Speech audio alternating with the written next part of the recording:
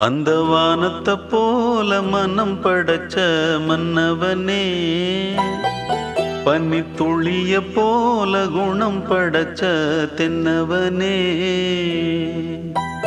மஞ்சளிலே ஒரு நூலெடுத்து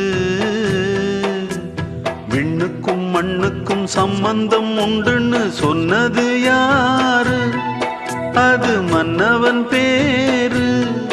அந்த வானத்தை போல மனம் படைச்ச மன்னவனே, பனி துளிய போல குணம் படைச்ச தென்னவனே.